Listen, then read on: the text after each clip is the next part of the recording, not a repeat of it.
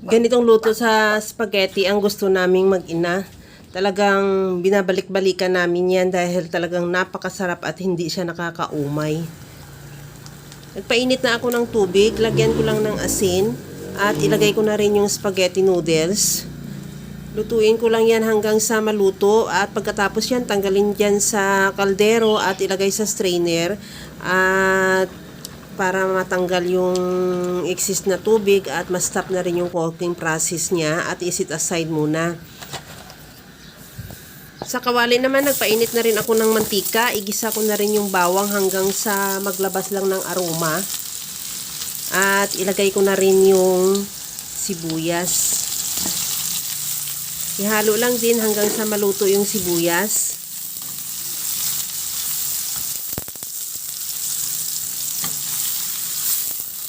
Maglagay din ako ng kamatis. Ihalo lang din hanggang sa maluto yung kamatis.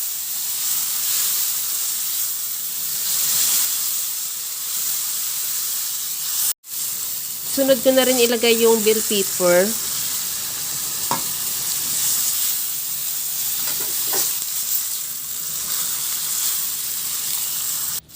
Timplahan ko na rin ng asin at paminta.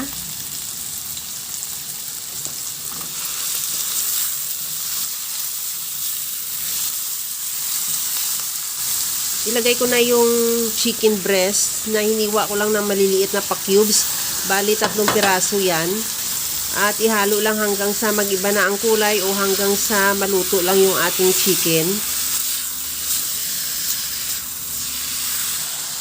Lagyan ko na rin ng patis.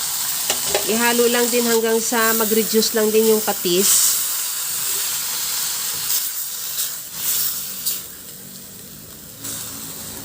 Okay na itong ating chicken. Maglagay na ako ng mushroom. At lagyan ko rin ng tomato in can. At ihalo lang din hanggang sa mag-combine lang o mahalo lang yung ating kamatis sa ating chicken. Pwede naman kung wala kang ganong kamatis sa lata, pwede naman tomato sauce ang ilagay mo. O depende sa'yo kung anong available mo dyan, tomato sauce or tomato paste. Nilagyan ko na ng kunting tubig, mga 1 cup lang yon. At ihalo lang hanggang sa kumulo. Maglagay din ako ng asukal, pambalansi lang sa timpla natin na alat. Or depende naman sa'yo kung ayaw mo ng may asukal, pwede namang hindi mo lagyan. Pero recommended ko talaga pag may asukal dahil talagang masarap yung sauce natin. At okay na rin yung timpla niya, i-simmer muna natin dyan. At gagawa na rin ako ng white sauce. Sa kaldero naman, maglagay ako ng butter. Tunawin lang natin yung butter. Lagyan ko na rin ng harina. 2 tablespoon lang yan. O 2 kutsara. Ihalo lang hanggang sa maglapot lang yun o makita mo na talagang naluto na yung harina natin o nakoat na sa butter.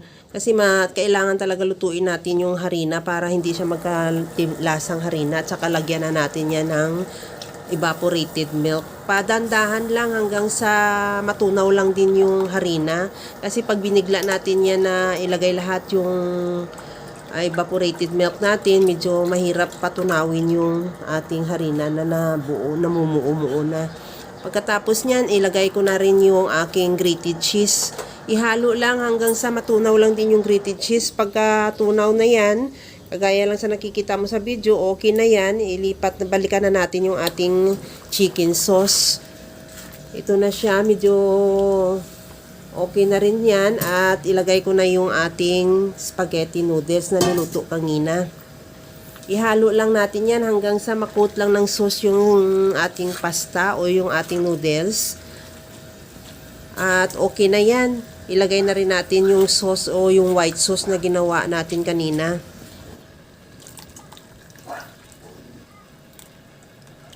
Ihalo lang ng mabuti hanggang sa makoat lang ng white sauce yung ating spaghetti noodles o yung ating pasta. At pagkatapos nyan, okay na yan, ready to serve na. Kaya mga kalasa, kung nagustuhan mo yung ating video, please like na lang at pakishare na rin sa inyong mga friends. At kung bago ka pa lang sa aking channel, subscribe na at i-click mo na rin ang bell button para sa mga notification. Okay na tong ating spaghetti in white sauce. Ilipat na lang natin yan sa ating serving plate at ready to serve na. Kaya mga kalasa, alam ko kayang-kaya mo tong gawin dahil sa sobrang simple at napakadali niya lang lutuin. Kagaya lang lagi sa sinasabi ko na wala namang hindi marunong magluto basta sa simpleng paraan lang. Tikman na rin natin yung ating napakasarap na spaghetti in white sauce.